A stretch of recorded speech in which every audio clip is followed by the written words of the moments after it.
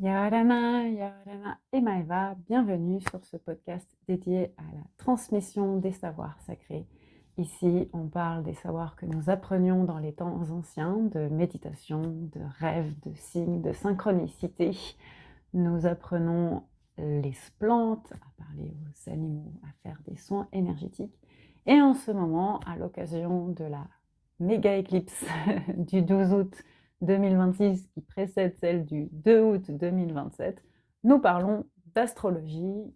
J'anime en ce moment pendant 12 jours une révision des énergies solaires, une actualisation des énergies solaires, un enseignement des énergies solaires, donc des énergies du lion, à travers les archétypes des 12 signes. Donc je vous engage vraiment à écouter, à partager. Je vous remercie d'ailleurs de vos likes, de vos commentaires, de vos abonnements. C'est très important. Merci de penser à vous abonner.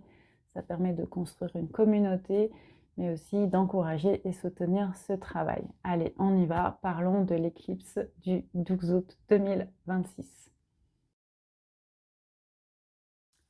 Alors l'énergie du 12 août 2026, pour moi, elle a vraiment commencé à nous envoyer des messages quand Uranus est entré dans la constellation du Gémeaux.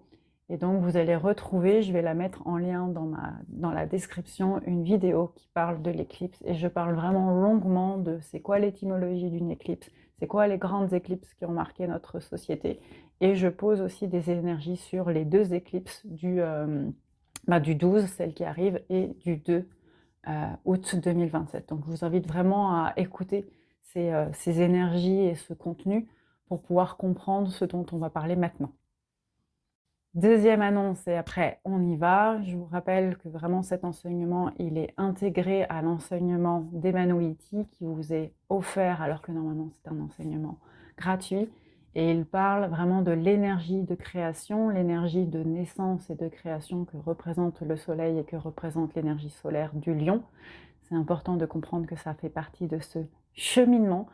Et donc, pour pouvoir, entre guillemets, bien intégrer tout ce qui se passe en ce moment, je vous invite à suivre ce cycle. Voilà, il est accessible à tous, il est gratuit, il vous est offert. C'est une manière, rien qu'en écoutant, de le soutenir, mais surtout, ce qui va être le propos vraiment de cette vidéo, de partager une vision pour le monde. Oui, ça paraît ambitieux, mais on en a vraiment besoin. On commence par décrypter l'éclipse qui va avoir lieu le 12 août 2026. C'est vraiment important de comprendre que déjà on est sur une énergie double 1. Donc le 12 ça fait 3, le 8 plus 3 ça fait 11, donc on a un double 1. Et ensuite on a un nouveau 1 derrière, puisque l'année 2026 qui va faire miroir avec 2 et le 8, donc sur le 12 et sur le 8, va elle aussi porter une énergie de 1. Donc, en tout, ça va nous faire une énergie de 3. Ça veut dire que l'on rentre le cheval de 3, le moment des révélations. On continue toute cette ère de la révélation qui a commencé avec la saison du lion, mais qui a commencé aussi avec Pluton qui est arrivé en Verseau, je vous rappelle, fin 2024. Donc on est vraiment dans un moment où se met en place une nouvelle vérité, se met en place aussi une nouvelle manière de se relier. Et c'est très fort qu'elle soit avec ce double 1 et donc un triple 1, un 3, enfin voilà, on peut jouer avec les chiffres, qui nous parle de l'intégration d'une trinité et donc d'une intégration d'un message qui répète quand même depuis plusieurs mois, et je fais partie de celles et ceux qui répètent cette énergie. On est vraiment sur une énergie puissante et une reconfiguration de nos corps énergétiques en ce moment. Et là, l'éclipse, ça y est, elle va nous dévoiler ce qu'elle veut pour l'avenir de notre communauté. Pour continuer l'enseignement, c'est vraiment important de comprendre comment l'astrologie a été bâtie. Alors bien sûr, on ne sait pas tout, c'est basé sur différentes ressources, il y a énormément de livres, de thèses, il y a des sources historiques, il y a bien sûr les tablettes d'argile, donc de la civilisation babylonienne, mésopotamienne, que j'appelle personnellement sumérienne, mais qui est chaldéenne, j'ai toujours du mal à le dire. Et donc c'est quand même une des premières sources de connaissances que l'on a, ces fameuses tablettes d'argile qui ont été retrouvées, où on retrouve l'importance de interpréter les étoiles, donc de lire les étoiles qui vont donner naissance à l'astronomie, mais c'est aussi une manière de raconter les étoiles, et on avait compris que les étoiles avaient une influence sur la vie collective, sur le déroulement en fait, tout simplement, du jour, de la nuit et des alignements pendant la journée, pendant la nuit, parce qu'on savait qu'il y avait des étoiles. Et c'était une manière d'accompagner le collectif. Donc, qui dit astrologie, dit énergie collective, dit énergie de société. Et c'est très important vraiment de le répéter et de le dire en ce moment, parce qu'on a tendance à parler d'astrologie sous son angle personnel. Je suis soleil en lion, je suis soleil en verseau, donc voilà, on nous entend avec l'horoscope, ou même beaucoup d'astrologues qui disent « Ah, vous êtes verseau, donc vous êtes ci, ah, mes petits scorpions, si il y a tel placement, vous allez vivre ci. Ah, si vous êtes tel truc, il y a tel jour chanceux, chanceux. » C'est important, c'est vrai, mais c'est pas complètement non plus qui vous êtes. Et c'est pas non plus ce que l'astrologie est venue vous dire. Elle est vraiment venue vous dire, voici ce qui se passe à un niveau collectif, comment te mets-tu au service. Et c'est d'autant plus important de le comprendre en ce moment que l'on vient changer de nœud nord.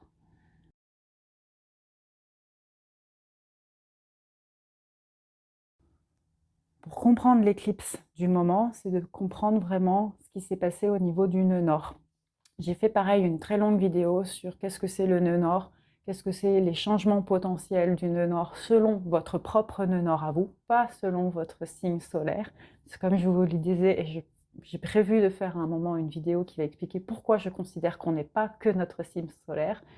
Alors c'est connu de dire qu'on est notre signe lunaire, notre signe ascendant, et que l'ascendant prend le dessus.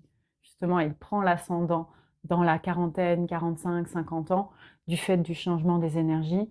Pour moi, on est aussi l'énergie de nos maisons, et on est aussi l'énergie de nos astéroïdes et de ces interactions en fait entre les maisons, les astéroïdes, le soleil, le descendant, l'ascendant, la lune.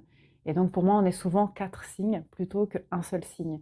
Et voilà, j'y reviendrai. Par contre, pour revenir sur le nœud nord, en fait, ce qui est très très important à comprendre dans le changement du nœud nord en ce moment, c'est qu'il passe en verseau. Et le verseau, c'est un visionnaire. C'est celui qui aime porter la communauté. Et il se défait de l'ego personnel du lion pour aller vers quelque chose, entre guillemets, qui le désincarne, qui le dépasse, mais qui va quand même porter un ego, et qui va essayer de porter ce qu'on appelle cet ego égotique qui nous dépasse.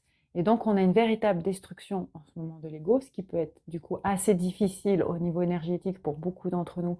On peut ressentir de la fatigue, on peut ressentir des ombres, des douleurs, de la tristesse, revoir des traumas qui reviennent en ce moment, des choix, des questionnements. Tout ressurgit, entre guillemets, on se prend tout ça dans notre face, dans notre visage, dans notre ego, mais c'est pour une vertu purificatrice et surtout une vertu de changement. Alors bien sûr, on peut comprendre du coup dans ce que je vous dis que certains signes, là encore solaires, puisque malgré tout on reste dans une énergie avec voilà portée par des signes majoritaires et des signes minoritaires, pas un seul signe pour moi. Et donc si ces 4 signes par exemple sont emportés par le zodiaque en ce moment, par ces changements, vous allez effectivement connaître peut-être quelque chose qui va vous faire du bien. Mais ça veut dire notamment que les 20 dernières années ont peut-être été un moment de leçon pour vous. On dit souvent par exemple que Saturne revient dans nos 28 à 35 ans. Donc si vous êtes entre vos 25 et 35 ans, j'aurais envie de dire c'est intéressant de voir ce qui se passe en ce moment. Autre élément à prendre en compte, c'est ce retour nord, ce changement fort nous parle d'une très forte transition qu'on aura déjà pu vivre entre 2007 et 2009. Donc c'est important aussi de se dire qu'est-ce qui bouge à ce moment-là, qu'est-ce qui se travaille à ce moment-là. Autre date qui est intéressante à regarder, c'est juste le changement de nord qui aura eu un impact là aussi plus ou moins fort en fonction de son placement, qui est début janvier 2025, où on est passé en nœud nord poisson. Là, ce qu'on est en train de vivre en termes de changement de direction, c'est ce qu'on appelle un changement de destin, un changement nœudal. Alors pourquoi c'est aussi important? Parce qu'en fait, le nœud sud, c'est le siège du soleil. Le soleil est dans le sud. Et en fait, là où est-ce qu'il va, le nœud nord, il va chez Aquarius, il va chez Uranus. Donc imaginez déjà la distance énergétique entre les deux planètes. Ça, c'est déjà une manière de poser les énergies.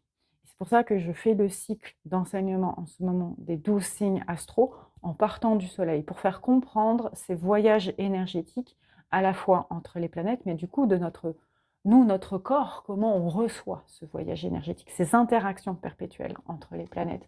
Et en fait, alors, on ne va pas dans la planète la plus loin, parce qu'on n'est pas sur un nœud nord en Scorpion, et en plus, on ne nous dit pas que le nœud nord en Scorpion, c'est le nord du changement, c'est le nœud du changement du destin. Le nœud nord en Scorpion et tout ce qui va être relatif à Pluton au Scorpion, ça va nous parler de la purification de nos ombres, de ce qu'on a, voilà, en ce moment, le prochain cycle, je vous le dis en spoiler pour ceux qui m'écoutent, sera dédié à la magie noire et au djinn, parce que je trouve que c'est très important d'en parler pour l'arrivée des énergies, notamment solaires, avec l'éclipse partielle du 28 août et ce qui va se passer entre le 11 et le 26 septembre.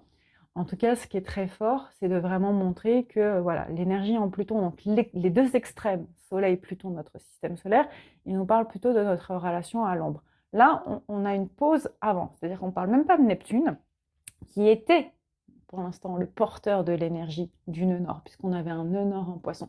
En fait, un nœud nord en poisson, il ne faut pas oublier que Neptune, c'est les eaux, c'est les sources inconditionnelles, je dis toujours, c'est les mémoires akashiques, c'est un petit peu tout, quoi. C'est un espèce de magma d'information qui va mettre une forme de spiritualité et de foi dans notre destin. Là, on resserre les énergies avec Uranus, qui a la capacité de voir les différentes dimensions du temps et qui est opposé et complémentaire au nœud sud et au lion, au signe du lion. Donc on est vraiment en train de nous apprendre en ce moment à être complémentaires, mais aussi à être visionnaires, et je dirais même à nous élancer vers quelque chose que l'on doit complètement mettre à plat.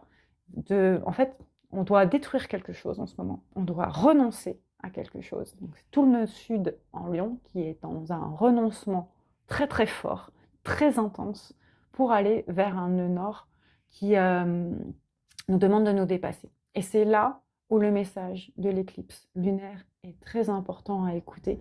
Et non pas à un niveau, là encore, personnel, puisque le but du nœud nord-sud, du nœud nord en Verseau, c'est vraiment de nous dire comment tu dépasses ton ego, mais comment justement l'énergie planétaire, stellaire, universelle te parle pour que tu t'oublies en fait, mais pas au sens de sacrifier comme une vierge, mais au sens de accepter de prendre un chemin qui te dépasse avec l'idée que les énergies vont te soutenir si tu es dans cette forme de mise à nu qui va construire un nouveau toi.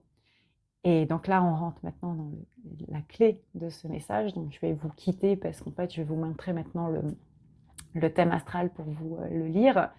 Mais c'est important, voilà, je m'efface pour le collectif aussi, c'est vraiment important de comprendre que l'éclipse, là, le message du 12 août, elle nous donne énormément de clés sur la société que l'on peut bâtir demain. Et par rapport à cette idée de la magie noire, du mal, du fait qu'il existe du mal sur notre planète Terre, et je sais que ça peut déranger des personnes de dire « Ah, tu vois le mal, tu vois le diable, tu vois la magie noire, c'est mauvais », ou tu regardes la société avec un regard critique. Alors déjà, c'est la Vierge en moi. Et c'est aussi mon job en tant que médium, en tant que chaman, en tant qu'astrologue, de voir ce qu'il y a, les dangers et les risques que notre société court si elle fait certains choix ou si elle refuse en fait d'écouter les énergies. Et c'est pas vouloir être Cassandre, mais d'une certaine manière, ouais, c'est être Cassandre, c'est sûr, c'est de mettre en avant des risques, de mettre en avant les zones d'ombre pour dire oui, il y a des zones d'ombre. Et c'est quel scénario on choisit. Et en fait, en ce moment, on est quand même en train de choisir un scénario qui détruit la planète et qui détruit l'humain. On choisit un diable qui s'appelle l'IA. On choisit aussi énormément la victoire de l'ego. On choisit dans les victorieux l'homme agresseur, par exemple. On choisit dans les victorieux l'homme financier. On choisit dans les victorieux l'homme politique corrompu. On choisit dans les victorieux l'homme qui n'investit pas dans les arbres. On choisit dans les victorieux l'homme qui ment, qui trompe. On choisit dans les victorieux l'homme qui possède des biens. On choisit dans les victorieux l'homme qui écrase l'identité de la femme et du féminin. Donc vous vous rendez compte qu'on choisit énormément de choses qui font énormément de mal à l'homme.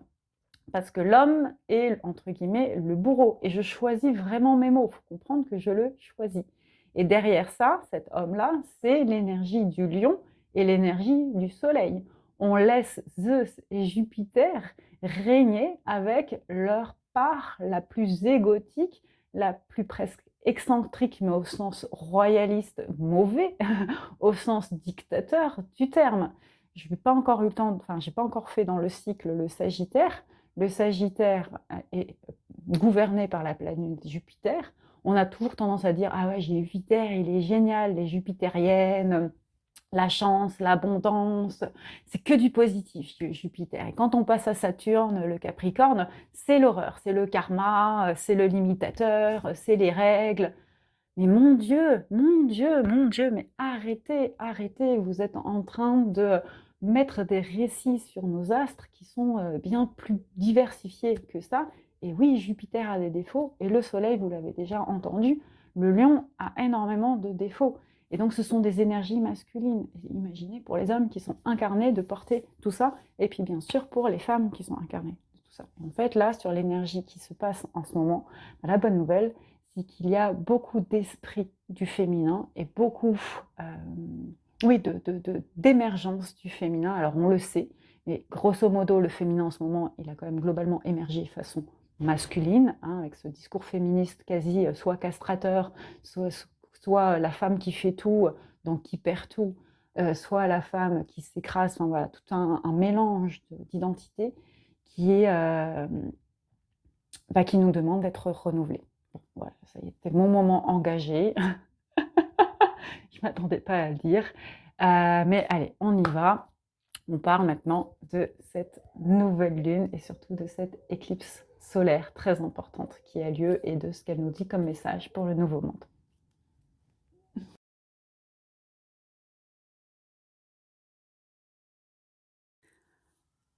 Alors, l'éclipse du 12 août, et donc nouvelle lune aussi, hein, du 12 août, c'est intéressant parce que déjà, on pose que ça a lieu sur quasiment 20-30 minutes. Et moi, ça me permet de placer et répéter un message qui est très important en tant qu'astrologue, mais aussi énergéticienne. C'est de dire qu'une nouvelle lune, c'est pas une heure fixe et c'est pas un jour fixe.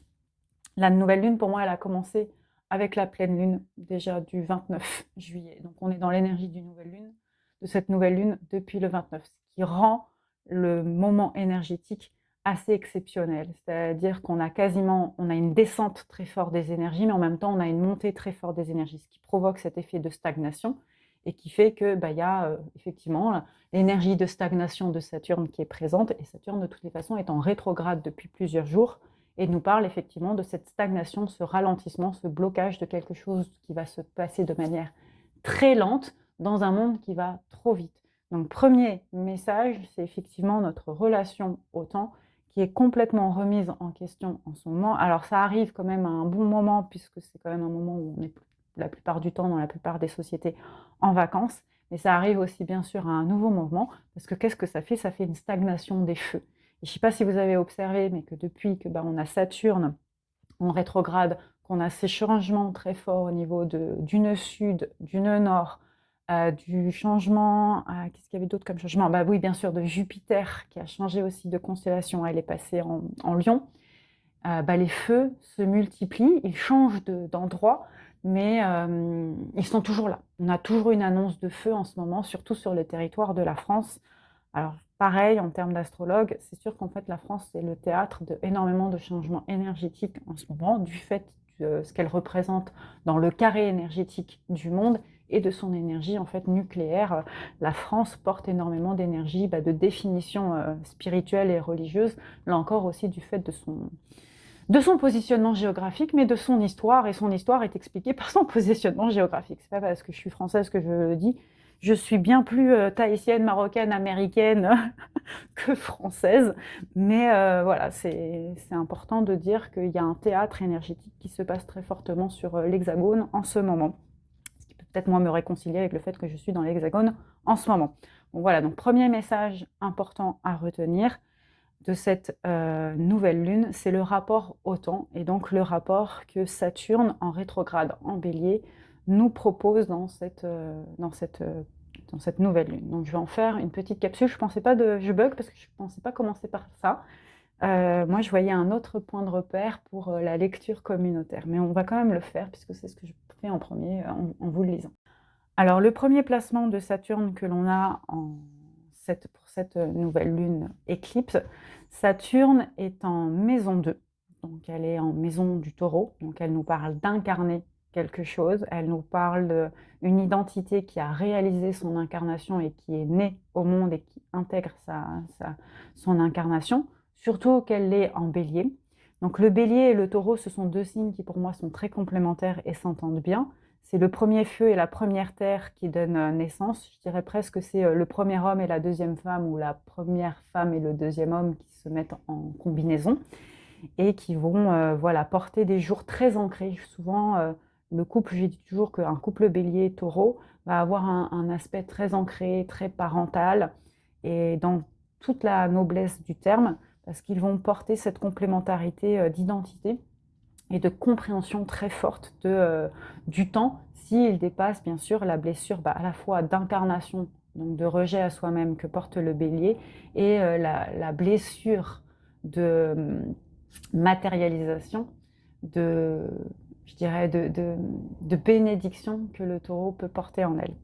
Là, on a un Saturne donc, qui est rétrograde. Donc, ça veut dire que quand Saturne est rétrograde, quand une planète est rétrograde, ça ne veut pas dire qu'on va en arrière. Ça veut dire qu'on on prend à l'intérieur de nous l'enseignement de cette planète. Donc, un Saturne qui est rétrograde, ça veut dire que cette planète dont on nous dit qu'elle est restriction, qu'elle est enseignement du karma, qu'elle est le chronomètre de notre temps, donc elle est très incarnée. Là, ce qui est pratique et ce qui est intéressant en ce moment par rapport à un Saturne en bélier, c'est qu'on retourne sur des choses très, très incarnées. Donc j'aurais envie de dire, on lâche un peu nos illusions, on arrête un peu de fuir, ce qui est une bonne nouvelle, je pense, pour la communauté, et on essaye de réintégrer quelque chose, de se réaligner avec une mesure du temps. Et ce qui est fort dans cette Saturne pendant cette éclipse, c'est qu'il est en degré 14, notre ami Saturne, donc on est sur déjà un 5. Il suffit de regarder, là quand je le dis, regardez en même temps que moi, le nombre de 5 qu'il y a sur cette éclipse. C'est vraiment fou, moi c'est une des premières choses que j'ai vues, je dis ah ouais, on est vraiment en ce moment dans le changement, on est dans le pentacle, on est, voilà. Et donc on a les 5 apparents, donc Uranus qui était pour moi ma première lecture et qui est le message du collectif que nous donne le Verseau en fait à travers cette éclipse. On a 55, donc le Mars qui a double 5, un Mars avec un double 5, c'est-à-dire que Mars accepte de changer. Mars, c'est pas le plus grand changeur du monde, hein, c'est le guerrier, l'entêté, voilà, c'est le bélier. On a Mercure en 5, sachant qu'il est redevenu en direct, Mercure. Donc il est content, il s'exprime. Et en plus, il est dans le lion. Alors, c'est pas forcément son énergie la plus à l'aise, parce qu'il préfère être dans des énergies, on va dire, un peu plus quand même calmes ou aériennes, Mercure. Mais ça va l'obliger, voilà, un petit peu à mettre de la créativité, ce qui peut expliquer d'ailleurs un relan d'activité en ce moment. Donc on a dit Uranus, on a dit Mars, on a dit Mercure, et on a aussi Vénus, qui a un moment très fort. Ça va plaire aux célibataires, ça va peut-être pas plaire aux couples qui se sentent dans une phase d'épuisement de couple, de séparation de couple, mais très clairement en ce moment, il y a une énergie très forte de séparation de certains couples. Mais voilà, la balance, ou d'injustice aussi, hein, c'est vraiment un moment où peut-être que justice va être faite dans les couples qui se séparent, donc là où il y a eu injustice par rapport aux couples, il va y avoir un rétablissement, entre guillemets, de la justice. Donc là aussi, sur l'ère de la révélation, ça peut être intéressant. Ce qui est donc, parce que Vénus donc, est en degré 5 de la maison 8, donc on en reparlera parce que c'est un message aussi important. Donc ça nous fait déjà 4, 5. Et en fait, je dis toujours, il y a souvent des signes cachés, des chiffres cachés qui vont nous donner la clé des astres. L'autre 5, c'est donc ce Saturne qui est un 14. Alors c'est aussi important de rappeler que 14, c'est l'énergie de la tempérance, de la patience.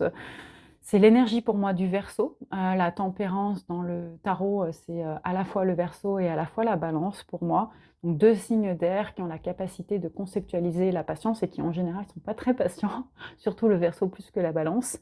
Et donc vont nous parler de cette notion de Saturne qui dit non mais attends, je suis en train de préparer des choses, je suis en train de faire quelque chose dans ma cuisine, t'inquiète pas, un nouveau plat arrive. Mais je t'oblige un peu à attendre parce que tu as besoin de revoir ta notion du temps en ce moment. Et donc, il nous dit vraiment, il est temps, il est temps de revoir notre relation au temps en ce moment. Donc, je trouve que là encore, l'expression de ce qui se passe sur les incendies et le fait de nous enseigner combien, le temps n'est pas le même à travers ce désastre, hein, qui a lieu en France. Mais bon, on pleure sur notre France et on a raison de pleurer sur notre France et sur nos forêts et surtout pour nos pauvres animaux qui sont les premières victimes de notre idiotie. C'est vraiment de se dire qu'il y a eu d'autres messages bien avant avec des incendies un peu partout dans le monde.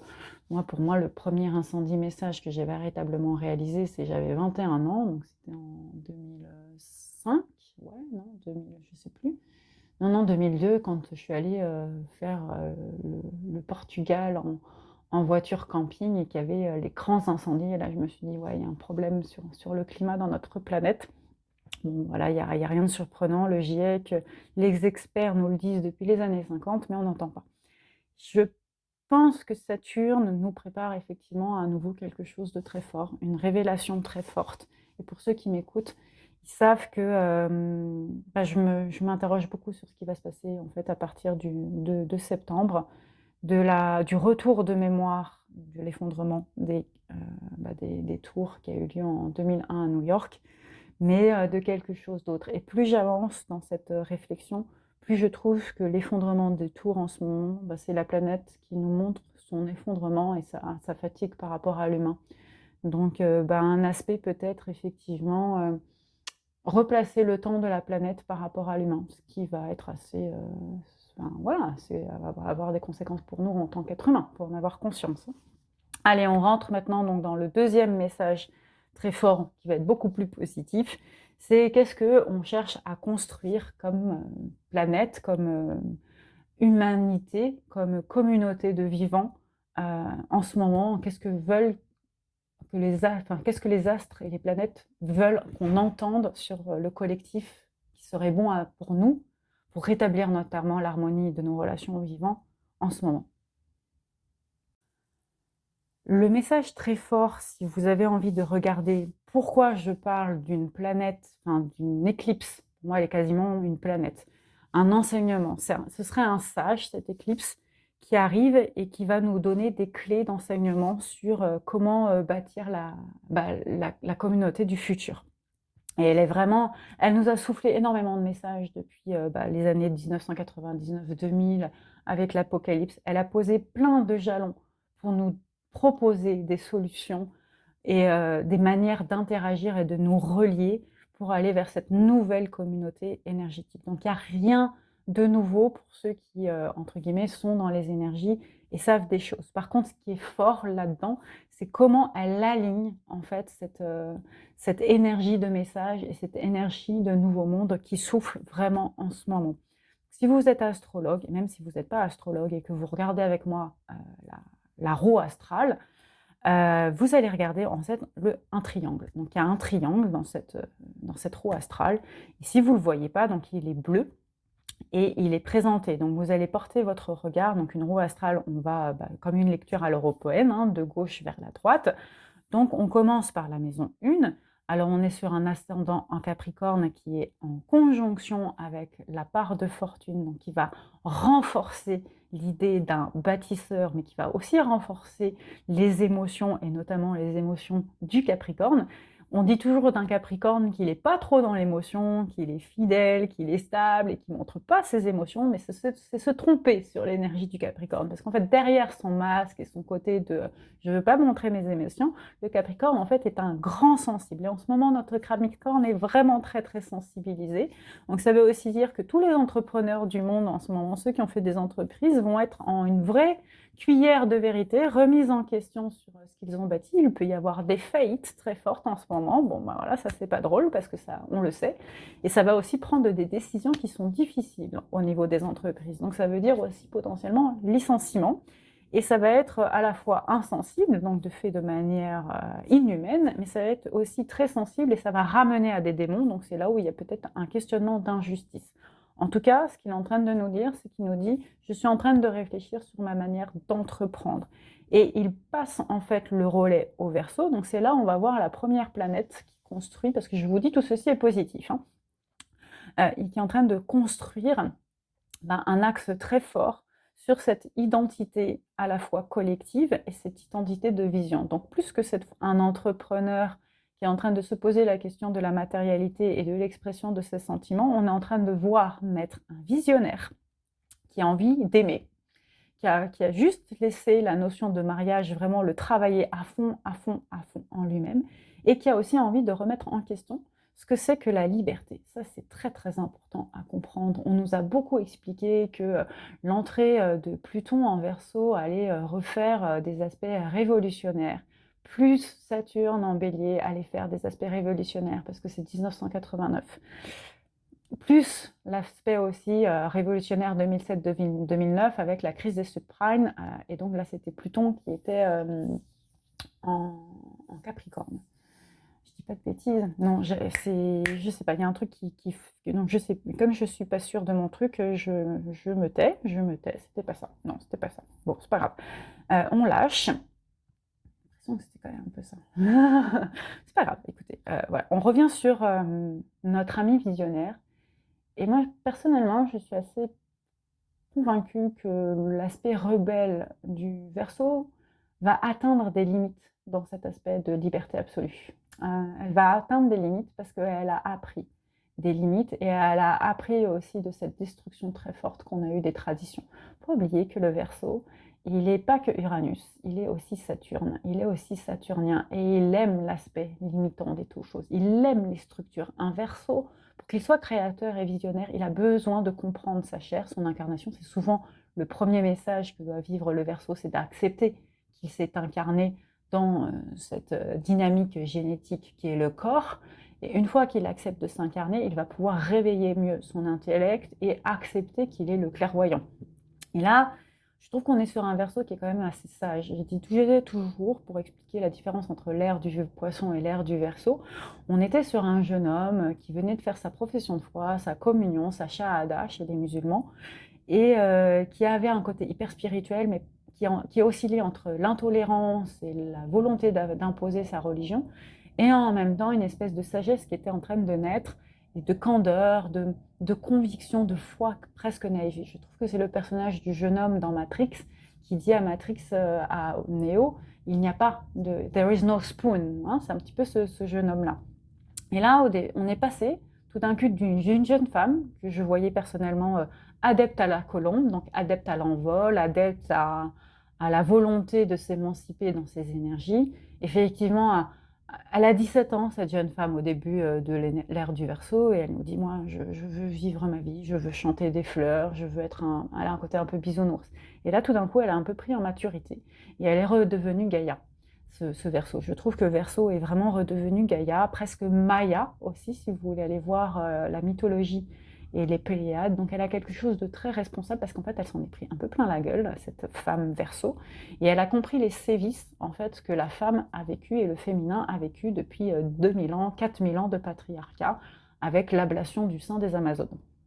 Donc on est sur un Verseau qui est en train de dire je suis en train de prendre du recul sur qu'est-ce que ça veut dire la liberté. Et ça, ce qu'il nous le dit, c'est Pluton qui est en rétrograde avec un axe fort de sagesse, donc un degré de 3 à 54. Ça veut dire qu'il y a une très grande sagesse, il y a un grand investissement de son degré et de sa conscience en fait énergétique. Et qui il y a en trigone, donc en triangle avec lui, il y a donc d'un côté vers le haut, donc une idée d'ascension, l'amour. L'amour façon balance. Waouh, ça donne quoi l'amour façon balance? Ça donne une Vénus qui est bien, parce qu'il ne faut pas oublier que la balance est gouvernée par la Vénus, et donc ça nous donne un amour du beau, un amour du romantisme, un amour très fort. Et là aussi, il est très mature, 5,54. Il y a beaucoup d'expressions du degré. Donc on est sur un Verseau et un balance, et un Pluton en Verseau et une Vénus en balance, qui sont très matures, qui sont, je trouve, dans la part, le visage le plus sage de leur aspect énergétique par rapport à leur placement, soit balance vénusien, soit Verseau plutonien. Et ce qui renforce cet aspect sage, c'est que Verseau, il a la responsabilité du 1, donc du bélier, donc il porte un Mars en lui. Mars, ouais. Et donc il porte un aspect très fort du bélier, du constructeur, du bâtisseur, du Prométhée. premier thé, il promet, ouais. Il promet des miettes, des miettes d'amour. Bah justement, il en veut plus des miettes d'amour, le Verseau. C'est ça. Il a compris qu'il pouvait avoir le grand amour, ce qui est très très beau. Et en face, pareil, on a une Vénus qui est Balance et qui se dit, attends, moi je suis pas dans l'indécision du mariage, je veux me marier. Ce qui est parfois peut-être la question du Balance. Ou au contraire, une Balance va aller très vite en mariage et va se dire, waouh, j'ai fait une grosse erreur parce que j'ai pas vu qui y avait en face de moi, je me suis trompée. Donc souvent, ça veut dire que les Balances vont avoir un second mariage avec une âme sœur. Et ça, c'est intéressant parce qu'en fait, cette Vénus en Balance, où est-ce qu'elle est? Elle est en maison du Scorpion. Et donc, ça veut dire qu'on est sur une très forte... Alors là, en plus, on est sur un Scorpion qui se dédie complètement à sa Balance. Il n'y a personne d'autre. Alors, bien sûr, il y a la Vierge, mais donc ça veut dire que ça met un petit peu de pureté et de... Le Scorpion, il peut être très naïf, très volontaire, très... Voilà, pas forcément réel. Il n'a pas que le côté manipulateur, le Scorpion. Il fait des choses parce qu'il sait que c'est nécessaire. C'est un peu l'histoire que je racontais sur Astrea, Mercure et donc Hermès. Hermès qui va amener Alceste dans les enfers parce qu'en fait, il veut, entre guillemets, la protéger de la colère d'Artémis.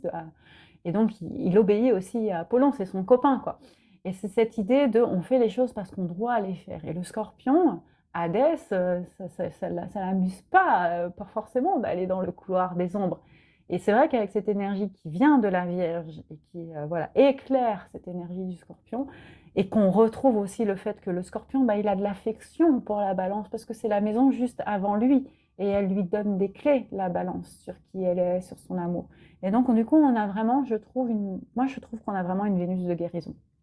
Une Vénus de guérison, une Vénus qui nous dit on veut rebâtir l'amour, on veut rebâtir, et c'est chouette parce que le Verseau dit moi je veux rebâtir ma relation à la liberté, à ce qui est important dans les traditions, et en écho, la Balance lui dit oui, tu as raison, on devrait rebâtir la manière de s'aimer dans le monde. Je vous avais promis que ça allait être beau les messages. Et en face, autre grand allié qui fait copain-copain avec eux, qui dit « Ah non, non, mais moi aussi, je veux bosser avec vous ». Mais le dernier signe d'air, qui est le Gémeaux. Et il arrive donc à l'inverse. Et ça aussi, c'est un super indicateur sur la circulation des énergies. C'est-à-dire qu'on commence par le système de l'air Verseau, qui pour la planète Terre est son sens à elle. Pour ceux qui ne comprennent pas ce que je dis, je vous invite à écouter ma formation en astrologie, où j'estime que l'humain, on est dans le sens inverse, hein, donc du bélier vers le poisson, alors que la planète Terre, elle est poisson vers le bélier. Donc elle est en train de souffler, voilà, ses messages. Elle est en train de nous donner les messages qu'elle veut sur la planète. Donc elle est en train de nous dire, humain, arrêtez de vouloir être libre absolument. C'est quoi cette liberté qui vous emprisonne, en fait? Vous croyez qu'être libre dans votre tête, c'est ce qui va donner tout votre pouvoir. En fait, c'est bien d'être libre dans notre tête en ayant des points de repère et en ayant des choses qui ferment, entre guillemets, ou qui mettent voilà, des piliers à votre temple, mais ça va être un temple aérien, pour pouvoir vous permettre de gouverner vers là où vous allez, parce que s'il n'y a aucun point de repère, vous allez faire n'importe quoi, et vous n'avez rien compris du coup de l'enseignement du poisson. Ce qui j'ai essayé de vous enseigner pendant 2000 ans. Hein, voilà. Donc, et là, elle est en train de dire, alors, je vous souffle cette liberté, qui est une liberté orientée vers Gaïa. Comme je vous disais, Verseau, en ce moment, c'est Gaïa. Elle me dit, je vous demande de vous mettre au service de la planète Terre. Je vous demande de vous mettre au service de l'environnement. Et pour ça, je vous demande de revoir votre manière de vous aimer. Et je vous promets qu'en revoyant votre manière de vous aimer, vous allez trouver chacun et chacune le grand amour. J'ai envie de dire, si c'est ça qu'il faut faire, je signe, quoi. Hein. Et qu'est-ce qui nous permet hein, je vais vous permettre de faire des surprises dans la rencontre avec l'autre, mais surtout, si vous n'avez pas du tout bossé sur vous-même, dans la rencontre avec votre ombre. Donc, ce qui se passe en ce moment, qui est très fort, c'est une remise en question profonde des schémas venus de la famille, des autres de la famille. Donc, on revoit complètement la manière d'être en famille, la manière de communiquer avec notre famille et de aussi faire des surprises à notre famille. Ce qui veut aussi dire que les personnes qui sont en couple et qui veulent des enfants, il y a un potentiel de grossesse surprise en ce moment, mais il y a aussi un potentiel de rencontre surprise en ce moment, et il y a aussi un potentiel de dispute très forte en ce moment. Mais comme les astres ne veulent du bien là-dessus, qu'est-ce qu'on est en train de dire? On est en train de dire, je veux que vous soyez au service de la Terre pour y réinstaller des relations d'amour afin de réharmoniser les parts d'ombre et les parts de l'héritage que vous avez reçu. Et en fait, ce que nous dit la planète Terre et ce qu'elle veut comme vision en ce moment, en fait, elle nous demande de revoir notre bibliothèque des savoirs. Elle nous demande de revoir la bibliothèque de nos racines. Elle nous demande de réviser notre héritage. Elle nous demande de nous repositionner, de nous reposer et de nous repositionner par rapport à l'héritage de ce que l'on sait. Donc ça veut dire qu'on va avoir des remises en question très fortes sur ce que l'on sait à un niveau planétaire dans les prochains mois. Ça, moi, j'en suis convaincue. On va nous amener des connaissances qui vont nous interroger fondamentalement sur ce qu'on pensait toujours avoir su. Alors très sincèrement, je vous le dis tel que je suis, mais vous avez compris que je parle, I speak my truth. J'espère qu'on va remettre en cause ce qu'on a mis en place avec les réseaux sociaux et l'IA. Et je l'ai déjà dit, je suis assez persuadée que cette quête du contenu individuel égotique va atteindre des limites et va atteindre une forme de, je ne sais pas, de mort symbolique, de ralentissement ou peut-être de limitation. Il ne faut pas oublier que Saturne, quand il va terminer de dormir dans sa maison du Bélier, il va mettre en place des limitations et ça va être très fort et ça va nous faire du bien. Moi, j'ai hâte de ces limitations parce que je sais qu'elles vont aller dans un sens qui va casser tout ce qui détruit la planète. Et franchement, pareil, il n'y a rien de mieux, quoi. Donc ça, c'est vraiment le premier message qui est important, c'est de se dire que les astres sont en train de souffler une énergie de création, d'inspiration qui nous demande de revoir la manière d'aimer et revoir la manière de savoir pour faire émerger quelque chose qui va protéger la planète, protéger notre manière d'être en relation. Et qu'est-ce qui nous dit ça? Et donc ça, c'est le deuxième gros message qui va être, on va dire, plus basique, plus astrologique et plus classique. C'est ce qui se passe dans le Soleil en Lion et du coup dans la maison 7. Allez, deuxième grand message, et donc là, ça va être la lecture classique de l'astrologie. Quand on est en lecture classique d'astrologie, on commence toujours par lire le Soleil. Donc le Soleil, il est en Lion en ce moment, on est au courant. Ça envoie du feu, hein, le feu du lion, l'ego du lion. Donc le lion, lui, il est en complémentarité, mais il est aussi en opposition et en tension avec le Verseau. Et le Verseau, en ce moment, porte Pluton.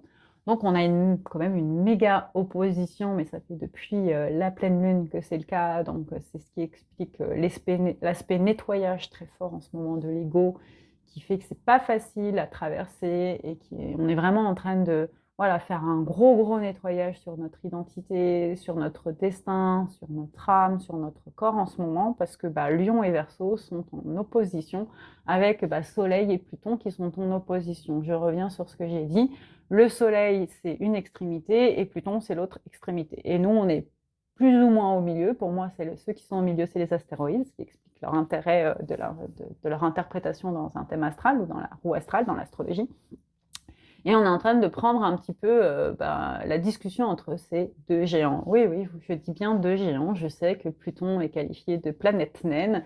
Et je considère que quand l'astronomie a déclaré que Pluton était une planète naine au lieu d'une planète et qu'il l'a enlevée de l'enseignement pour finalement la remettre, a voulu déconstruire un savoir très important sur la force de Pluton dans notre société. Il ne faut pas oublier que Pluton, c'est le plus long transit, mais c'est aussi le transit le plus aléatoire, c'est-à-dire qu'il est entre 12 ans et 30 ans, et que ça dépend des placements. Alors, il est toujours très court quand il est en Scorpion, quand il est chez lui, parce que Pluton, ça va vite chez lui, il nettoie vite chez lui, en gros. Il a besoin, comme il connaît ses ombres, il nettoie vite. Mais par contre, quand il va, par exemple, en Verseau, alors là, on est sur un transit de 20 ans, mais il peut aller jusqu'à 30 ans, hein, donc ça peut être très long son transit, c'est en fonction de son placement justement en rétrograde. Hein. Ça veut dire que l'ellipse nous donne, nous, l'impression que la planète, elle bouge pas, mais en fait, c'est juste que comme c'est elliptique, et en fait, là, il prend son temps. Pluton prend son temps pour nettoyer l'ego de l'être humain. C'est ce qui se passe en ce moment. Donc,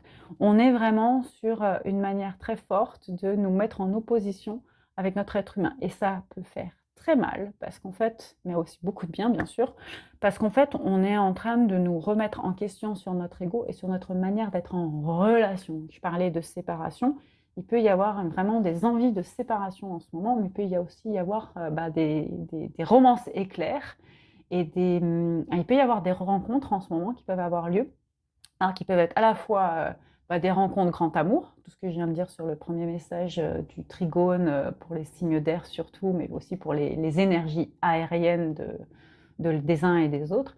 Mais ça peut être aussi des relations qui sont très destructrices. Donc ça fait partie des moments de passage dans la vie. Moi, personnellement, j'en ai vécu un aussi en 2023 où voilà, vous avez une rencontre qui arrive dans votre vie et en fait, vous avez un choix. C'est le moment où voilà, l'univers, entre guillemets, vous met face à un choix et vous questionne sur vos valeurs de manière profonde. Et en fait, si vous rentrez dans cette relation, vous pouvez rentrer dans une relation qui est fait mal. Alors là encore, c'est vraiment important, je vais revenir rapidement sur cette notion de pourquoi c'est important le mal aujourd'hui dans notre société, pourquoi il existe, parce que c'est vraiment, franchement, quand j'ai vu, là, j'essaye de pas trop regarder, mais parfois je suis appelée surtout vraiment beaucoup par les cerfs, les faons, les biches qui sont tuées, brûlées pendant tous ces incendies, et là je suis tombée, bien sûr, par hasard, sur une vidéo d'une dame, grâce à elle, grâce sur elle aussi, qui a recueilli plusieurs faons et elle nous montrait les pattes brûlées de ces pauvres petits faons. Et en fait, on est vraiment dans faire réaliser combien on est ignoble en tant qu'être humain, combien on a une part de mal entre nous. Et en fait, voir le mal, rencontrer quelqu'un qui porte le mal en soi, qui vient pour nous faire mal. Alors, ne me dites pas que c'est un contrat d'âme, moi je suis désolée, je suis contre cette idée justement, voilà, on a le choix d'être bon sur Terre. Et quand une personne vient vous faire du mal, alors bien sûr on peut comprendre que c'est ses blessures, c'est ses traumas, qu'il n'a pas travaillé sur lui, mais justement il n'a pas travaillé sur lui, donc déjà il a tort. Et ensuite il choisit de faire le mal. Et c'est de comprendre que oui, il y a des personnes qui font le mal et que il y a un tribunal, un tribunal humain, mais aussi un tribunal énergétique. Et c'est de comprendre qu'il faut dénoncer ce mal. Et en fait, en ce moment, je ne veux pas faire peur aux personnes qui vont rencontrer des personnes, qui vont faire des belles rencontres, parce que c'est une saison de belles rencontres. Je vous dis, il y en a certains qui peuvent rencontrer le grand amour là, dans cette énergie-là. Et je vous le souhaite de tout mon cœur. Et il y en a certains, ça va être des énergies où vous allez vous mettre sous emprise pendant un cycle, alors soit jupitérien, soit saturnien, soit hélas uranusien, soit hélas neptunien, soit hélas plutonien. Je dis hélas parce que ça va durer 7 ans, 10 ans, 12 ans. Et oui, je vous donne toute ma compassion parce qu'en fait, ça va être des années difficiles. Toutes les personnes qui ont vécu ça, je pense, vont être en résonance avec ce que je dis. C'est des relations qui nous font prendre conscience en fait de combien on manque de valeur vis-à-vis de nous-mêmes, combien on manque effectivement d'un ego bien placé, combien on manque de limites. Et en fait, l'enseignement très fort en ce moment de la vision du futur, moi je reviens sur cette notion d'un Verseau qui a besoin de limites et qui va nous dire non, non, il y en a ras-le-bol de cette idée de zéro limite, il n'y a pas de limite. Non, enfin, ouais, je pense vraiment à Dispenza qui nous dit ouais, zéro limite, plasticité cérébrale. Il faut vraiment comprendre son message. Zéro limite, ça ne veut pas dire que je peux tout faire et tout avoir pendant ma vie, je vais tout réussir. C'est plutôt de dire qu'est-ce que ça veut dire pour vous, tout réussir. Et surtout, ça veut dire de ne vous empêcher pas de croire que vous pouvez accéder à quelque chose à cause d'une croyance limitante. C'est ça le fond du message. Et en fait, c'est ce qu'en train de les planètes, elles sont en train de nous dire en ce moment. Je te demande profondément de choisir tes valeurs et notamment de choisir les valeurs de la société que tu veux réaliser. Je vous rappelle que on est sur des messages de communauté et de communautarisme, de comment on bâtit. Et en fait, le lion, qui est donc en maison 7, donc en maison de la balance, alors il est plutôt à l'aise parce que là encore, il va suivre son enseignement passe par la Vierge et passe par la Balance, donc il va avoir une certaine appétence pour ce signe qui est beau, qui est aussi charismatique, qui est complémentaire parce que il est impair, parce que 5 à 7, c'est une acquisition de la sagesse, mais qui peut le rendre instable, qui peut le rendre, qui peut le rendre séducteur. Le Soleil va avoir envie de draguer Vénus, quoi. Hein. Zeus, Jupiter ont envie de draguer, ont envie de se faire une meuf, quoi.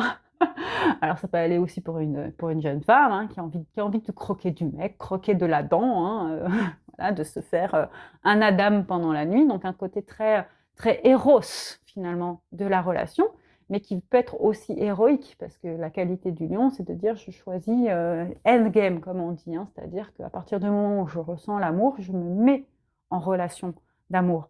Mais la difficulté de ce qui se passe en ce moment, c'est que si vous avez mis une relation en amour autour de vous basé sur sur quelque chose d'instable, sur quelque chose de déséquilibré, ça va ressurgir dans votre relation. Et il va y avoir donc soit une part d'agressivité qui va revenir, parce que le lion peut avoir un aspect agressif, une part de confusion, d'indécision, puisque la balance peut avoir une part d'indécision, mais aussi une part hyper émotionnelle. On est en nouvelle lune, donc ça veut dire que soleil et lune sont ensemble. Et ce qui nous parle aussi beaucoup de cet enjeu de est-ce qu'on est dans l'alignement, est-ce qu'il y a un équilibre entre nos deux plans majeurs, hein, féminin, masculin, c'est tout simplement le degré de la lune et du soleil. Donc c'est 20-02. 20, c'est le jugement.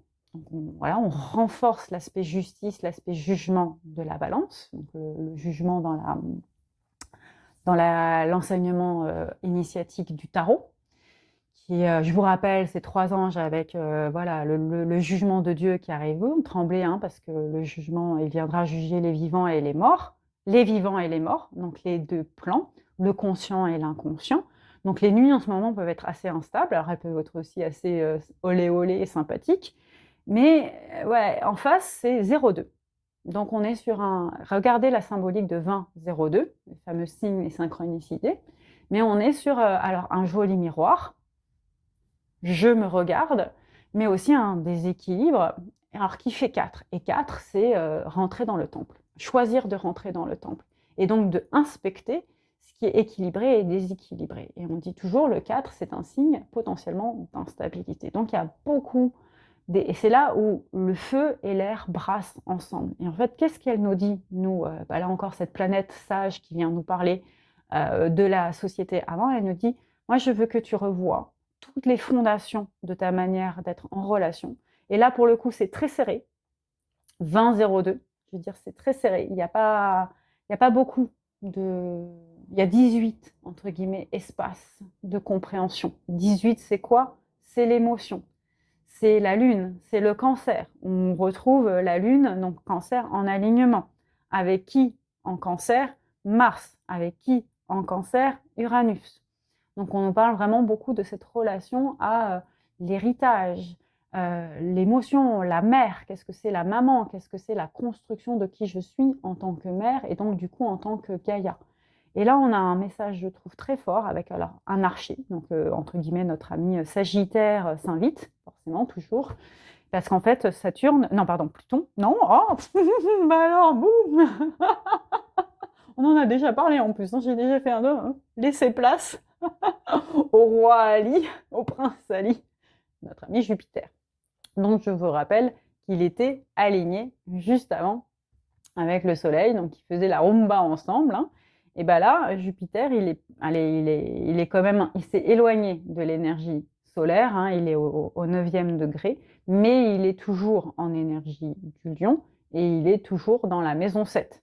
Donc, il nous pose de la question de la direction de nos relations. Et ce que je trouve, ce qu'on nous donne comme message sur la communauté, c'est on en a marre des relations de dépendance, on en a marre des relations égotiques, on en a marre aussi de la relation qui est soi-disant prédestinée, conceptuelle. On n'a jamais mis en place tout ça, nous, dans les énergies. Les astres, ils sont très clairs.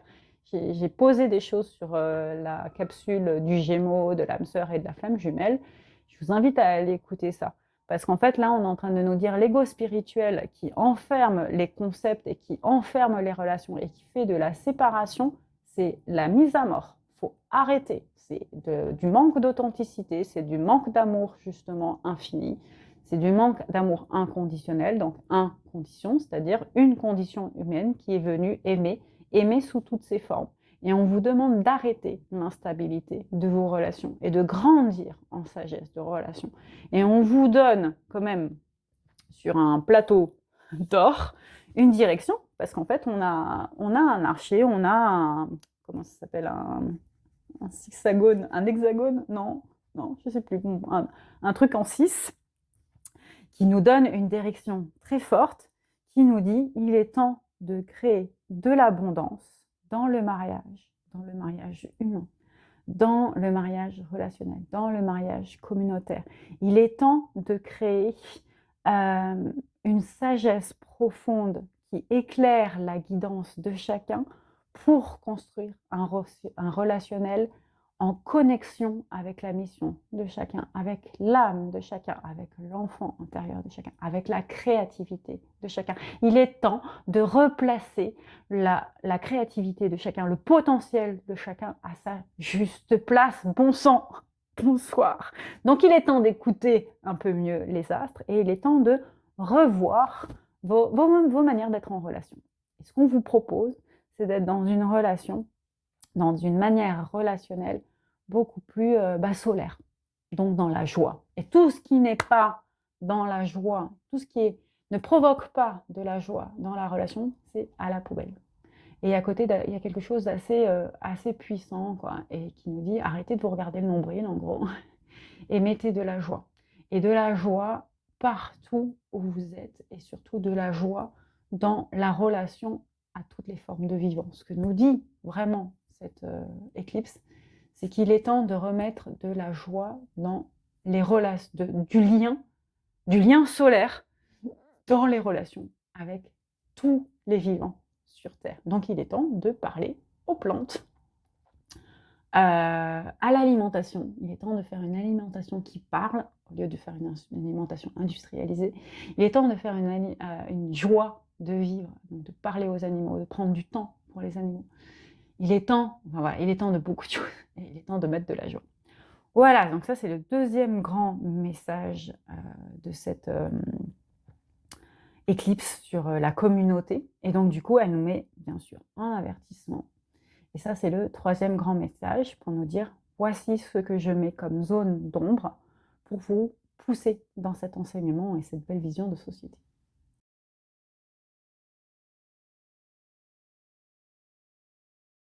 Donc l'aspect, on va dire, ombre, piège, mais pas au sens l'amour, l'univers, les astres nous tendent des pièges, au sens je regarde quelles sont vos valeurs. Je regarde qui vous êtes sur cette planète pour voir si vous voulez vraiment vous intégrer à la communauté, au fonctionnement du monde.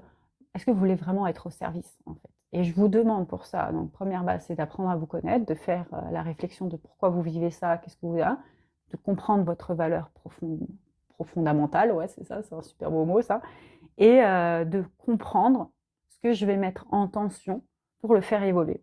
Donc, qu'est-ce qu'on met en tension en ce moment? Vous allez rire. Allez, on regarde toujours tous ensemble. On a Neptune en Vénus, enfin Neptune et Vénus en opposition. D'un côté, donc façon Taureau et Bélier, et l'autre, on en a parlé, Vénus, Bélier, Maison 8, façon Balance. Qu'est-ce que ça donne? Ça nous donne, en plus, un Neptune qui est en rétrograde, donc on est beaucoup dans c'est quoi les illusions en ce moment dans la relation. Donc quand je disais qu'en ce moment il peut y avoir des très belles rencontres, mais attention, il peut aussi y avoir des rencontres casse-gueule qui vont vous mettre en attachement. Comme j'aime beaucoup moi Boris Cyrulnik qui dit quand on tombe amoureux, on se relève attaché. Bah, vous pouvez vous relever attaché avec quelqu'un qui peut vraiment vous faire du mal. Et ça sera en fait votre... je ne vais pas faire les Cassandres, mais je fais la Cassandre. Et oui, voilà, il y a cette possibilité-là en ce moment dans le ciel. Donc posez-vous la question de les rencontres, est-ce que c'est vraiment une rencontre qui est en correspondance avec mes valeurs? Et est-ce que je répète quelque chose de neptunien en moi?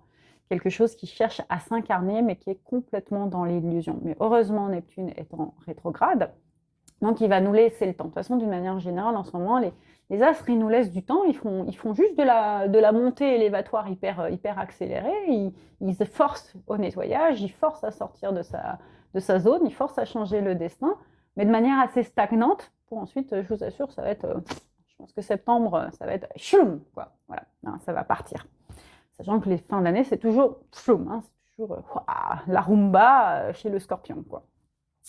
Et en fait, donc, le premier risque, c'est effectivement l'illusion relationnelle. L'illusion de guérison, c'est aussi de s'enfermer là encore dans des concepts spirituels et donc de s'enfermer dans l'ego spirituel.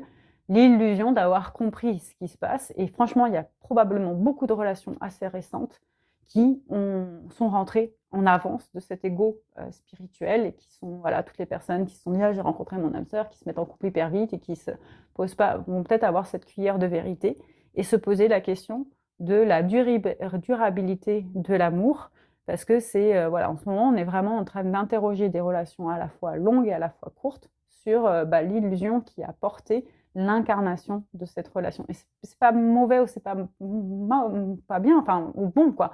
C'est juste ce qui est en train de se passer. Ça veut juste se dire, qu'est-ce qui se passe dans cette relation? Est-ce que je la regarde avec des yeux d'identité, j'ai envie de dire, des yeux je dis toujours les yeux de poisson frit, les yeux de merlan frit, donc des yeux qui sont amoureux mais de manière naïve, de manière belle, au lieu des yeux, j'ai mis une projection et je me suis forcée à voir quelque chose qui n'était pas là. Donc ça, c'est un des premiers risques, et c'est effectivement de se dire on va rester peut-être dans les prochaines décennies dans une forme d'illusion. Donc on va continuer à être des autruches et à pas vouloir voir ce qui se passe, et donc de ne pas vouloir voir la forêt qui brûle notamment, et ce qui va faire quoi? Renforcement des guerres. Et donc ce qui est très très fort, c'est effectivement l'autre placement qui est très fort par rapport à Neptune, et donc qui crée un triangle de feu, donc un triangle de nettoyage, mais aussi un triangle d'ombre, un triangle de tension. C'est Mars, dont je vous dis qu'il vient d'arriver en maison du Cancer, en constellation du Cancer, en 0,55. Alors là, pour le coup, on a tout le cycle quasiment numérologique des degrés, et on a donc à la fois quelque chose de assez enfantin dans ce qui se passe au niveau des guerres, et en même temps de quelque chose de très épuisé dans ces guerres. Alors j'ignore comment ça va se manifester, là encore, au niveau des guerres, mais il y a un épuisement fort des populations, un épuisement des familles, et clairement, il y a la fin des familles dans ces guerres. Donc ça veut dire qu'on est effectivement en train de vivre l'extermination d'un certain nombre de peuples qui portent des données génétiques dont on ne veut plus, dont on a décidé qu'elles devaient disparaître. Donc regardez où sont les trois, moi je trouve qu'en ce moment il y a 3 grandes guerres qui forment un croissant fertile qui est à l'opposé du croissant fertile mésopotamien. Et donc, c'est une manière au niveau énergétique de faire comprendre qu'on est en train de détruire en fait des porteurs de sagesse, des porteurs de langues anciennes, tout ça pour des velléités, là encore, d'ego et de conservation d'un certain type de pouvoir. Alors, bien sûr, ça peut aussi avoir un autre effet par rapport à ce qui se passe avec les énergies du Verseau, qui est le renouvellement de l'innovation. Donc, je me demande quand est-ce que ça va arriver, mais oui, il y a un moment, c'est assez calculé, il va y avoir un renouvellement parce que je pense qu'on va vouloir continuer, la course en avant, la fuite en avant, et pas vouloir changer son confort. Donc on va forcément mettre en place une énergie renouvelable qui coûte pas cher et qui est facile à faire. Voilà, cette notion de énergie zéro, mais qui va être soit née du recyclage, fermer le cycle. Je trouve que c'est génial, parce que moi qui ai travaillé dans le secteur de l'eau et le secteur de l'énergie, ça me fait penser à toutes les personnes que j'ai rencontrées qui sont chercheurs, qui sont ingénieurs, et qui sont des hommes ou des femmes qui sont vraiment éclairés par leur savoir, par leur don d'ingénierie. Et donc, c'est aussi replacer la capacité noble et créatrice, parce que c'est aussi important de comprendre qu'on a, dans tout ce travail de l'ego, on va essayer d'aller chercher ce qui est noble et créateur, et ce qui est créateur de valeur ajoutée dans notre société. Et c'est sûr que se dire, OK, on va avoir une énergie qui coûte peu cher à la planète, qui va permettre de refermer le cycle, et qui va peut-être nous éviter d'envoyer Wall-E sur notre planète pendant que nous, on va faire les obèses en regardant du cinéma dans un vaisseau spatial, eh bien, on va effectivement peut-être trouver des solutions pour rester sur Terre. Et ce serait bien, parce que Gaïa, elle a quand même envie qu'on reste sur Terre. Elle n'a pas envie de nous exterminer tout de suite, quoi. Elle n'a pas envie de nous envoyer un dinosaure qui va un diplodocus qui va nous piétiner. Ressuscitons les morts. Ou un astéroïde qui va nous tuer. Je rappelle les discours des années 1995 aux années 2000, 2010, les blockbusters, qui se sont évidemment posé énormément de questions quand il y a eu la destruction des tours jumelles, sur l'impact aussi des films. Mais et encore, on ne s'est pas vraiment posé la question quand on voit. Donc aujourd'hui, on a complètement héroïsé le héros, et on l'a rendu conquérant d'autres galaxies pour nous expliquer effectivement la spiritualité, parce que c'est quand même globalement ce qui est à la mode depuis Matrix, de nous faire des allégories religieuses dans tous les films, des allégories de la conscience et de la responsabilité dans tous les films, la notion de prophète, la notion d'élu, la notion de flamme jumelle, enfin tout ça est très très bien utilisé par les films et l'industrie et les produits culturels. Mais je parle des films, mais je pourrais aussi parler des jeux vidéo depuis Dungeons and Dragons et surtout, bah, moi je dis toujours, c'est la série Mana que j'ai étudiée en tant que chercheur parce que c'est le mana et que je suis l'autrice de l'oracle du mana et le pouvoir du mana. Donc forcément, j'ai été regarder ce que ce jeu proposait et c'est un jeu qui a eu un succès de dingue et qui nous pose effectivement cette question de la hiérarchie des mondes, de la force du monde, mais aussi de l'aspect prophétique et élu qu'on est censé porter parce qu'on est forcément un élu. Et c'est sûr que là, Mars est en train de dire, je vais vous faire revoir un petit peu toute cette conception de qui vous êtes, votre lien à la communauté, votre lien en tant que porteur du sacré et donc cancer. Alors, je me demande aussi, qu'est-ce que ça va vouloir dire sur la maladie du cancer? Est-ce qu'effectivement, on va enfin trouver des solutions pour le cancer? Alors, c'est une très bonne nouvelle, sachant que le cancer est quand même de mieux en mieux soigné aujourd'hui et que c'était probablement une maladie qui correspondait à une génération, et je suis désolée de le dire comme ça, mais voilà, ça correspondait à une génération pour poser effectivement la question de c'est quoi le spirituel, c'est quoi le matériel. Donc les générations des années 45 jusqu'à à peu près 2005, sachant que 2005, le cancer est arrivé chez les jeunes pour faire des cancers électriques, mais aussi brutaux, avec des morts de personnes très jeunes, voilà, entre 25 ans, 35. Je ne parle pas des cancers d'enfants ou des cancers du sang, ça c'est une autre donnée énergétique. Et je me dis que oui, la solution au cancer va arriver, qu'on va avoir voilà, des solutions. Voilà, par contre, la question c'est comment on va continuer de faire peur au monde, de faire peur aux personnes. Donc, est-ce que c'est la destruction de l'emploi par l'IA? On a bien entamé le sujet, je pense, hein, c'est sympa. Donc, on préfère le robot à l'être humain, mais peut-être pour qu'il arrête de faire quoi que ce soit et qu'il soit donc voili dans un vaisseau à manger des hamburgers et pour qu'il vive peut-être aussi l'apocalypse. C'est peut-être ça aussi, de nous pousser à aller vivre les guerres, la famine, le fait de s'entretuer, d'être en plein Paris et de voir des gens s'entretuer avec des machettes, ou de vivre le paroxysme de la mondialisation. Donc l'exemple de Ceuta, là, ce qui vient de se passer à Ceuta. Donc une question de valeur, c'est quoi la valeur de nationalité, c'est quoi la valeur de territoire, c'est quoi la valeur de race, c'est quoi la peur de l'autre.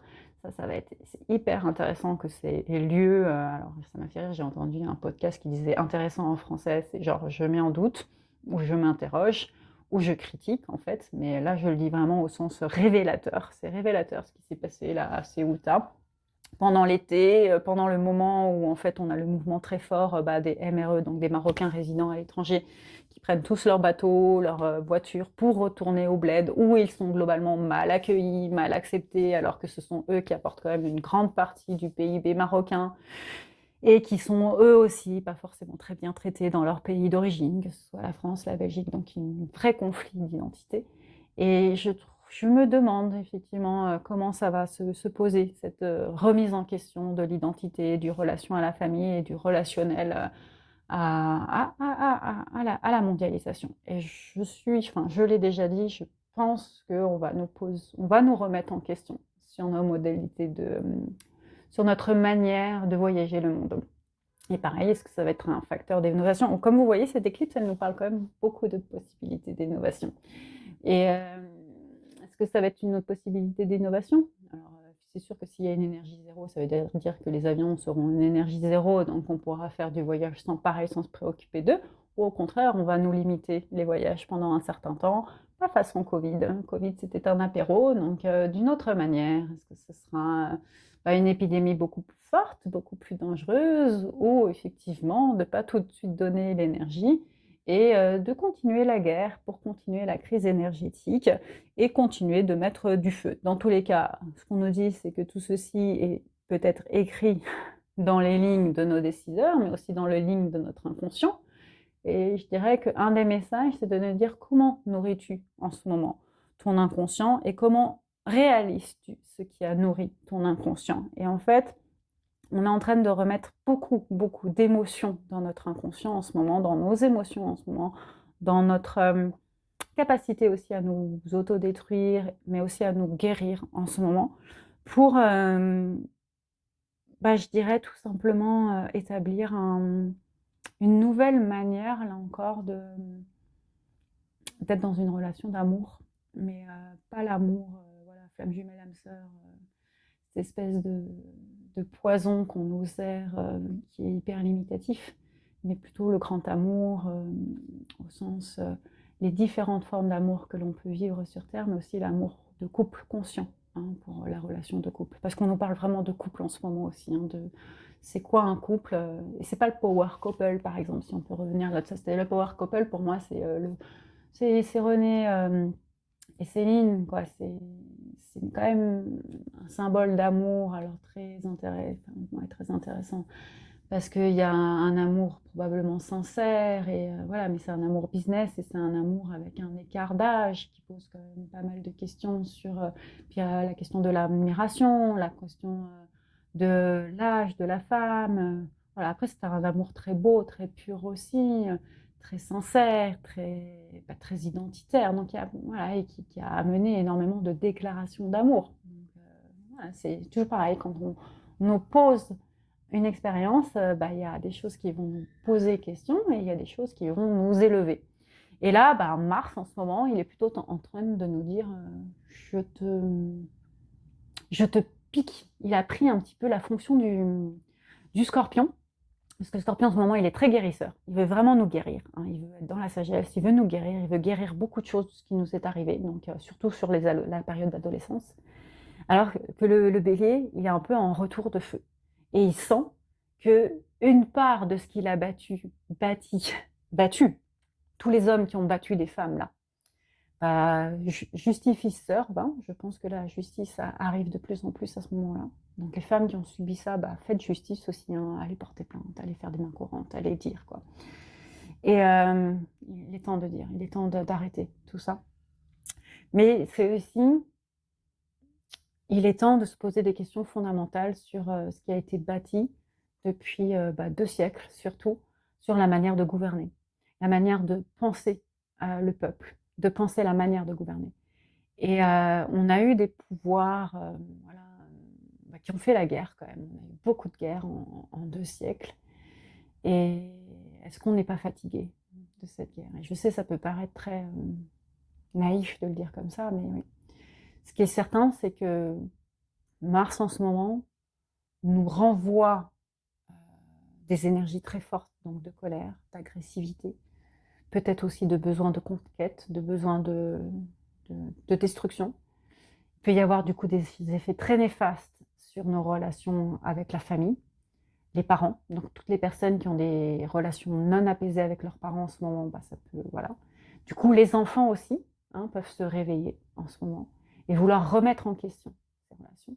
Ce qui est intéressant sur ce que nous dit l'éclipse de ce qui va potentiellement se passer dans notre société, et donc de reposer la question de c'est quoi la parentalité, et c'est quoi être parent, et c'est quoi être enfant. Et peut-être que ça va, voilà, nous faire réfléchir sur cette parentalité qui s'est voulue bienveillante, qui s'est voulue dans l'acceptation, dans l'enfant roi, dans l'hyper gâté, ou au contraire l'hyper-contrôle. Les enfants portent des GPS maintenant, c'est quand même fou. Voilà, il va y avoir vraiment pas mal d'énergie qui sont... Et tout ça, c'est des zones de risque. Tout ça, c'est des zones qui vont recréer la guerre. Et donc on a plusieurs choses dans les zones de risque. C'est quoi finalement l'innovation qu'on amène au monde? Et à quel point elle va remettre à plat des choses qu'on pensait dangereuses, mais qui vont arrêter d'être dangereuses? Comment on va recréer forcément quelque chose de dangereux, parce qu'on aime bien l'ombre, et on aime bien créer des déséquilibres. Et là, je pense que ça va être très sévère. Ce qui va se passer, ça va être très... je reprendrai ma phrase, le Covid, c'est l'apéro. Et l'autre, ça va être effectivement sur la manière d'être en relation par rapport à l'héritage, et voilà, une mise en conscience. Et c'est là où le dialogue entre les générations, il faut arrêter d'écouter ce qui est dit, n'est pas forcément destructeur, n'est pas forcément à l'encontre des anciens ou à l'encontre des jeunes. Non, il faut arrêter ce discours aussi de séparation sur les générations. Il y a une véritable, je trouve, retour de la volonté du lien générationnel en ce moment. Et de rétablir ces liens générationnels, ça va éviter ces risques de guerre. En fait, je trouve que le risque principal que nous enseigne cette éclipse, c'est de nous dire on va retomber dans la guerre. on va retomber dans la violence. On va retomber dans des schémas qui sont certes ceux de l'humanité, mais est-ce qu'on ne peut pas essayer justement de la changer, notre humanité? D'y mettre de la conscience? Enfin voilà, donc j'espère que ça vous donnera des clés et je suis sûre qu'elle va avoir d'autres messages et je sens très fort que après on verra si c'est moi qui le fais ou si c'est un autre parce que c'est vrai que tendance je me dis: «Tiens, tu dis des messages mais tu le fais pas forcément» et le message que j'ai reçu, j'ai dit: «Bah, toi tu donnes un message mais il y en a d'autres» et c'est toujours faut écouter plusieurs personnes, faut écouter différents sons de cloche pour établir son sens critique, sa capacité à justement à garder un esprit critique et là encore, si on veut éviter, les gourous au mauvais sens du terme, les maîtres à penser, l'ego spirituel, c'est en ayant plusieurs, hein, regards sur un même défi, une même évolution énergétique afin de bâtir quelque chose qui fait sens, voilà et c'est là où Demos Gratias, retrouve, son essence. Sur ce, je m'arrête là.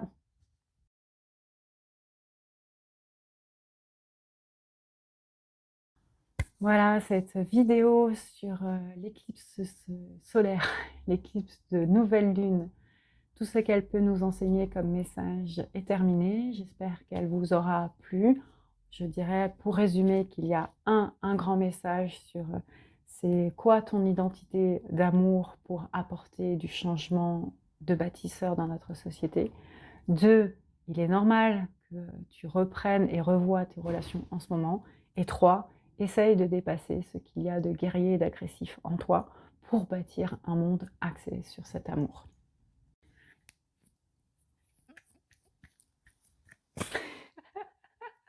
C'était un message. Si vous êtes encore là, je vous remercie vraiment d'être toujours là. Pour ceux et celles qui le savent, je vous aime, je vous aime, je vous aime. Et je vous remercie. Je prends parti et j'assume maintenant le fait de faire des vidéos qui sont longues. C'est comme ça, je vais décider d'assumer aussi qui je suis. J'essaye de faire de plus en plus des petits passages courts qui résument les idées principales. Puisque vous êtes là et qu'on est dans l'intimité de la conclusion de cette vidéo, je trouve qu'il y a un changement très fort de cœur en ce moment au niveau énergétique et que ce cerf-volant, parce que finalement c'est un cerf-volant, c'est un arc-en-ciel que l'on voit dans le ciel en ce moment avec cette éclipse. Il est très visionnaire, il nous amène très loin. Hein, il est déjà en train de parler donc à la prochaine éclipse. Donc déjà, il a 1 an de vision et je pense que c'est vraiment important de se dire que ça nous fait du bien d'avoir 1 an de vision. C'est pas beaucoup en fait, mais c'est beaucoup par rapport à tout ce qui a été déconstruit par le Covid. Mais il a aussi voilà, 20 ans, voire 72 ans de vision et ça peut paraître étonnant ou impalpable. En fait, c'est de se dire qu'est-ce qui a pu avoir dans notre société une portée très forte qui a été dit en avance et qui va se réaliser sur les 20 ans, 30 ans, 40 ans d'années qui suivent.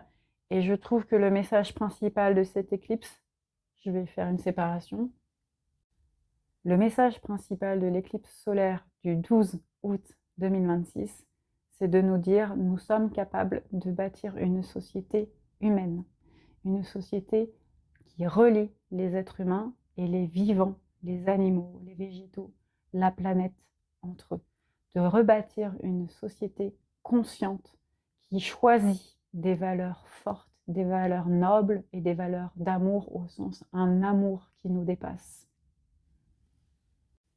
Et ce programme politique, il est simple, il est axé sur j'entrevois mes relations, sur des relations de conscience, donc je travaille sur moi pour atteindre un niveau où j'ai conscience de mon ego blessé, mais aussi de mon ego élévateur, celui qui est capable de voir sa place au sein de la société et de contribuer au service de la société. Il est capable de mettre de la joie, de la lumière, du soleil dans les relations et toutes les formes de relations pour préserver l'équilibre du vivant et donc d'envisager une société où l'on met des indicateurs à la fois de l'énergie invisible, le rêve, l'état énergétique des personnes, le corps énergétique des personnes et aussi des indicateurs du vivant. Qu'est-ce que ça coûte et rapporte d'avoir des forêts, d'avoir de l'eau, d'avoir des animaux qui sont bien, d'avoir des droits pour les animaux, notamment domestiques, d'éviter l'abandon des animaux domestiques. Qu'est-ce que c'est aussi d'avoir une société où on respecte les parents, les grands-parents, où on respecte en fait ce qui a été donné. Et pareil, où l'on respecte le futur. Et le futur, c'est maintenant. C'est-à-dire qu'on arrête d'être dans une propulsion en pensant, entre guillemets, égoïstement à nos enfants. On pense en fait à la planète. Et en pensant à la planète, on va servir nos enfants. Et c'est vraiment de se dire, nos enfants ont beaucoup de choses à nous apprendre parce qu'ils ont une conscience qui est différente de la nôtre au niveau énergétique et qu'ils vont vouloir en fait obtenir ces clés d'enseignement et nos échecs, nos destructions pour essayer d'aller vers une nouvelle humanité. Et vraiment de dépasser une fonction guerrière, d'être ensemble, tout simplement. Donc c'est assez basique, mais oui. Voilà. Et ça va donc se mettre en place de manière assez lente, mais de manière assez couperée dans les prochains mois, prochaines années, et on verra ce que ça donne. Allez, je reprends. Je vous remercie d'être là. Je vous aime, je vous aime, je vous aime. Promis, c'est la fin. Si vous êtes encore là, merci de liker, commenter, de vous abonner. De toute façon, si vous êtes encore là, c'est que vous êtes probablement déjà abonné. Et on continue.